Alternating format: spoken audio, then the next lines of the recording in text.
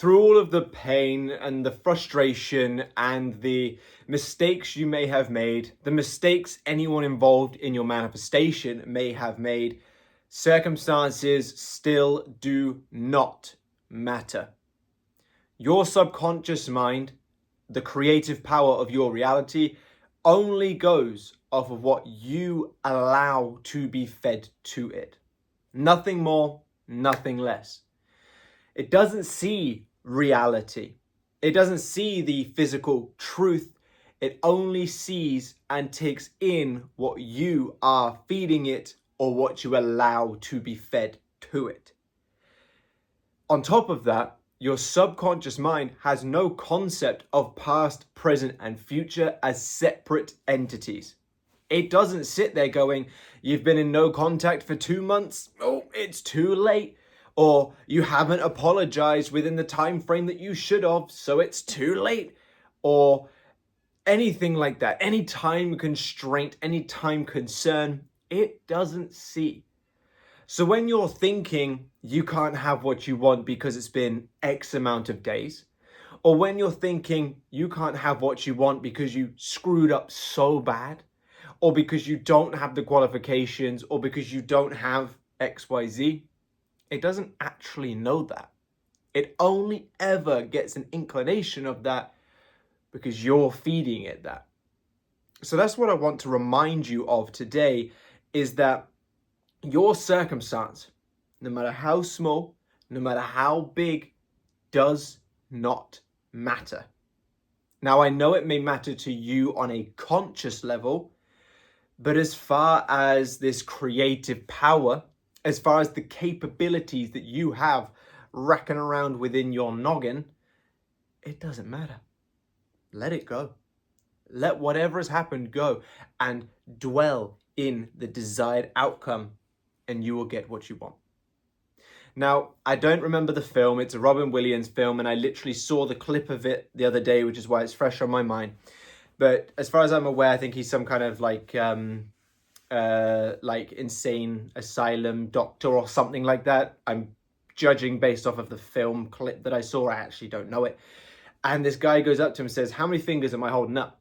And he says, 4. And the guy goes, "No, you're just like everybody else. You're wrong." And what they end up doing in a later scene, which is what this clip is about, is he asks Robin Williams again, "How many fingers am I holding up?" And Robin Williams again goes 4. And this guy's like, "No, that's wrong." And Robin Williams asks, "How could it be anything else?" essentially. And the guy says, "You're looking at the problem. When you look past the problem at the person, the vision blurs, and in fact, the hand doubles, and he sees 8. So the reason why I'm bringing that up as far as what we're dealing with here, not so much because 8 fingers solves your problem, but the same premise is exactly what the ones who succeed and the ones who fail in the manifestation process. I use fail just to be a counter to succeed. You can never fail. You can only ever continuously delay until you get what you want. But those who succeed and those who fail, the difference is who looks at the problem and who looks at the solution. Who only sees 4 fingers and who sees the possibility of 8, using that example. Now, if you stare at the problem, being left on red, not getting the qualifications, the breakup, if you stare at what's happened in an attempt to try and solve it, all you are doing is telling your subconscious mind this problem exists. Thus, continuing to feed it those negative thoughts. Thus, continuing to feed it those negative feelings, and so on. You are basically, unintentionally, inadvertently, asking for more of the problem, because where focus goes, energy flows. You're stuck in that limited 4-finger answer because you're looking at what's gone wrong, racking your mind on how to fix it. But the subconscious mind pushes out what you feed it. So if you feed it the problem, even if your intentions are the best that you could possibly make them, as in you're intending to look at the problem to try and solve it, If you're feeding it problem, you get more problem. So what we want to do is feed it solution. We want to look past the four fingers, past the problem, and look at the solution, which creates the eight fingers. Hopefully you're following the analogy comparison. And what this does is it feeds the subconscious mind solution, desired outcome, things worked out, final puzzle piece slotted into place, or any other such analogy that you could put there, which makes the subconscious mind do it. Because your subconscious mind gets you from point A to point B. Point A being whatever you're in, point B being whatever you're feeding it. If you're feeding it problem, your point B stays the problem. It stays the circumstance. It stays the being left on red. It stays the having money constantly running away from you. It stays in the sucky experience. But if you feed it the desired outcome, the messages coming through, the wedding, the huge amounts of money in your bank account, your Amex showing that you owe no money anymore, whatever it is, if you feed it the solution as though it was already solved, as though the problem was solved 10 years ago and now you're still enjoying the fruits of that solution, its point B goes past problem and into solution. And because your subconscious mind is the only thing that has any impact on your reality, and whatever you pass on to it and what you allow to be passed on to it creates that, you have within you the capability to turn away from whatever is and place that focus on whatever you desire to be as though it were true now, feeding that story to the subconscious mind, getting you those experiences. And it doesn't matter how long it's been. It doesn't matter how explosive the breakup was, or how long the no contact's been, or how many rejection letters you've received, or how long you've been in debt, or how long your business has showed negative net income. It doesn't matter. The only reason why it would matter isn't because it matters, but because you're feeding the mind that it matters and that it is true. No matter what it is, and I know it can be scary, sometimes I get a little bit of a panic myself when I have to turn away from certain things that are concerning to create the better outcome. But if you can see the problem come up in your reality and turn away from it and place that focus on solutions as though they were already true, not only will it create it in your reality, but also it will help you from a conscious basis have a better perspective. The subconscious mind will build you the reality, but just to help you out as well a little bit for those of you that are like, but I feel the need to do stuff, your mind has something called confirmation bias, which means when you have a belief or when you have a certain set of assumptions or whatever, it will actively search for things to prove it true or to build up the further case that it is true. This is why, even though there are a million reasons why you could get left on red, depending on where your self-concept is, depending on where your stories regarding your person are, that will dictate how you think you've been left on red is. For some people, it could be they don't want me anymore. For other people like myself, it's they're probably busy, they'll get back to me later. Because your mind is going to naturally see that being left on red to justify or validate or prove the story that you already hold as true. The reason why I'm bringing that up is because using that same confirmation bias, if you choose to focus on solutions, your mind will start naturally looking for the things that prove that solution.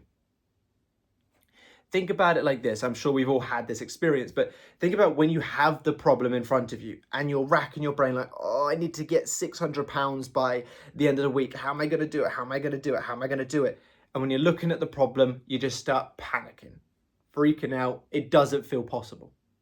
But when you take your mind away from the £600 and kind of imagine, it being cleared up, or you start looking at avenues at which it could come about. Say you decided to get a pen and paper and you're literally just writing out, I could borrow the money, I could take out a loan, I could sell some stuff, just example purposes for this. You just get writing, you just realize how many other ways there are to make money. And it's because of that confirmation bias. When you're looking at, shit, I need £600, your brain goes, we don't have it, we're panicking, we don't have a way to make £600, and it keeps you stuck. But when you shift your focus away from, oh my God, I need £600, onto, great, what are some ways to make money? Your mind drops the problem of £600 and starts going, you could vend a machine, you could start a side hustle, you could borrow the money, you could sell some stuff, you could go get an extra cash in hand job, you could, and it just starts listing off things because your focus has shifted away from problem onto cool solution, ways to make money. So your mind continues to do so. So if you're in a panic about what your 3D reality is, not only will turning away from it and focusing on your desired outcome manifest it, but it will also help you in the interim come up with better solutions as to what you could do if you really needed to act now and not wait for the subconscious mind to build the perfect bridge. So there's 2 reasons why you should stop focusing on the problem and start focusing on the solution. If you're watching right now, I'm doing the little 8 fingers thing that was in the reference. But nonetheless, your circumstances really do not matter. And I don't particularly care how you turn away from circumstances and place your focus on what you want. Of course, I have my recommendations, regulate, and then start affirming or visualizing or whatever. But if for you, it takes screaming into a pillow and then affirming, and that works, that's fine. If for you, it takes doing a meditation and then putting on a subliminal for the rest of the day and then affirming, and that works, fine. I don't care as long as it works for you, because it is your consciousness that we need to get on board.